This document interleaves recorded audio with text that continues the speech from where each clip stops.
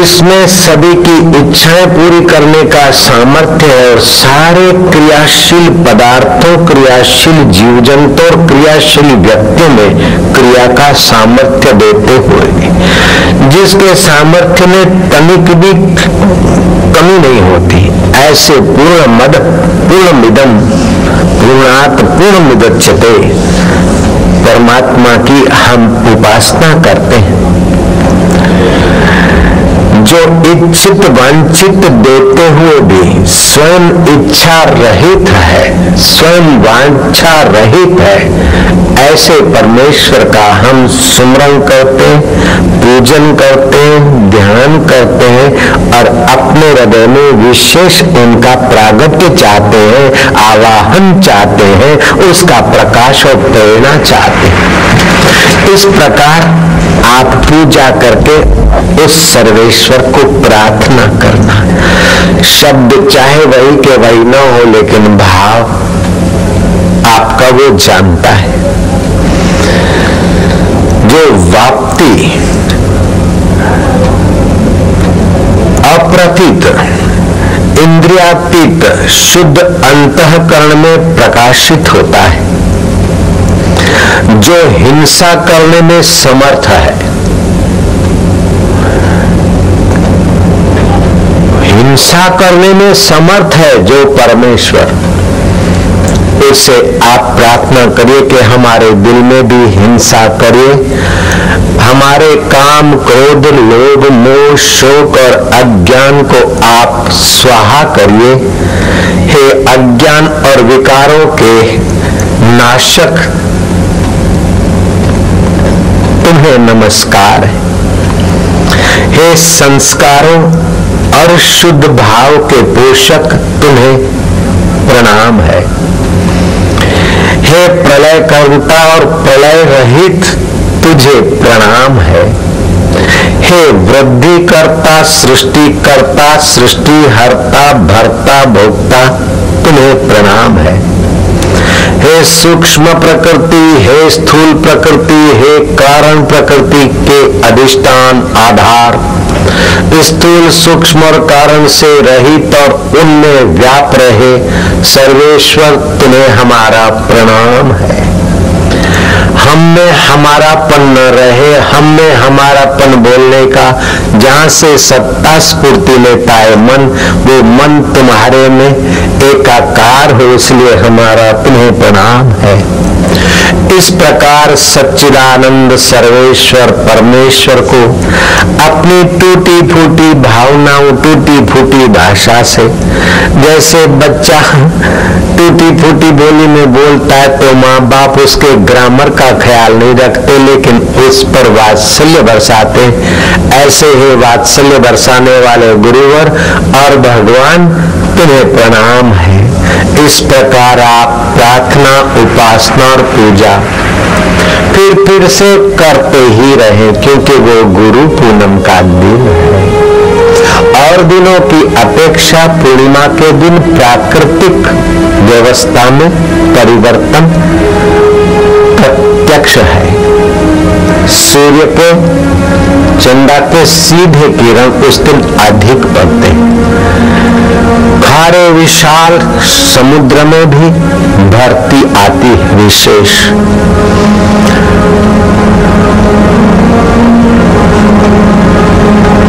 द्रवित वस्तु द्रवीभूत होती है।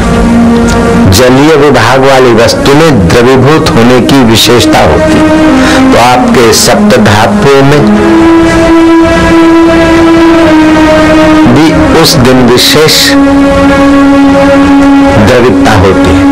अगर इन दिनों में काम बिगाड़ भोगेंगे या इन दिनों में कुछ संसारी रोग भोगेंगे तो हानि ज्यादा होगी, और इन दिनों में उपासना और व्रत करेंगे तो लाभ ज्यादा होगा। और ये पूर्णिमा 12 पूर्णिमाओं में 11 में 12वीं ये पूर्णिमा विशेष महत्व का है। इसलिए आपकी ये 3 दिन की पूर्णिमा की यात्रा को ईश्वर ने स्वीकारा है, इसलिए ईश्वर ने मुझे ऐसा बोलने को प्रेरित किया है। अब आप और ईश्वर तो मैं अलग उनसे कैसे रह सकता हूं? आप और ईश्वर तो मैं बीच में तीसरा होता हूं क्या? नहीं, आप में, ईश्वर में और मुझ में जो है उसी का नाम परब्रह्म परमात्मा परमेश्वर है। पूरा प्रभु आराधिए, पूरा जहां का नाम, नानक पूरा पाइए, पूरे के गुणगान। मंत्र विज्ञान का बड़ा अद्भुत प्रभाव है। अभी तो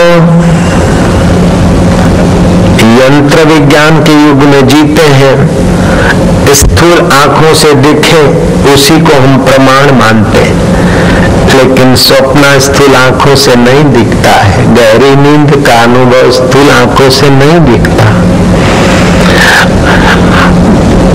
किसी आदमी को, उसके हृदय को, उसके फेफड़े को जरा जरा करके टेबल पे विज्ञानी रख दे तो वो स्थूल आंखों से नहीं देख सकते कि इस आदमी ने स्नेह भी किया होगा, चिंतन भी किया होगा, कहाँ था उसका चिंतन, क्या है उसका स्नेह। सब स्थूल से नहीं दिखता, सूक्ष्म से भी सब नहीं दिखता, कारण से भी सब नहीं दिखता, लेकिन जो सब में है उससे सब कुछ दिखता है, सब कुछ समझ में आता। मैंने कहा था कि चालू गाड़ी में मेरे गुरुदेव ने कहा कि ये चंद्रलोक पर पहुंच जाएंगे और 1 साल में वहां होटल बनाएंगे और धनवान लोग रहेंगे। ये सब बातें अखबार में छपी है, वो कह रहे हैं, लेकिन नहीं कर पाएंगे, नहीं होगा, रख दे।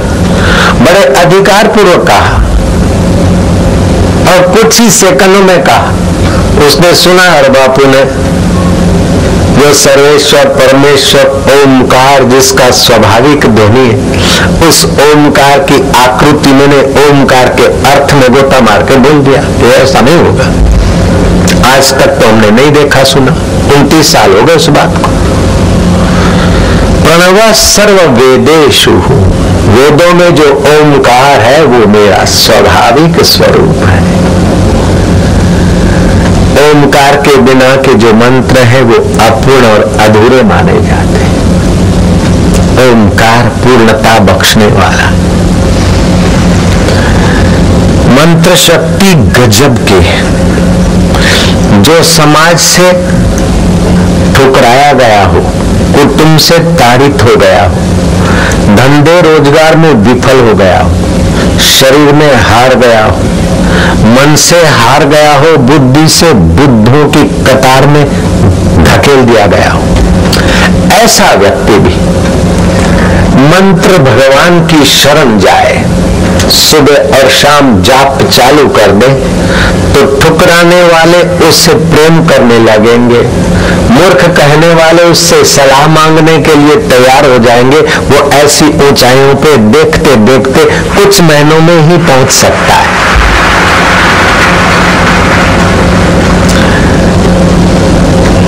एक लड़का था, पहली कक्षा में गया, न पास, दूसरे साल, तीसरे साल, 8वें साल भी न पास। अब 13 साल का हो गया। मास्टर ने तो रोका टोका, कहा, बच्चे भी मजाक उड़ाते। आखिर उसका बाप उसकी माँ को पूछता कि तेरे पेट से कैसा गधा पैदा हुआ। गधा भी पैदा होता तो बोझा उठाने के काम आता, 4 पैर वाला गधा भी पैदा करती तो अच्छा था। अरे पत्थर का टुकड़ा भी तेरे पेट से निकलता ना तो कहीं काम आता ही, तो रोटी खराब कर रहा है। पति डांटे बेटे की बेवकूफी के कारण मां सहसा के एक दिन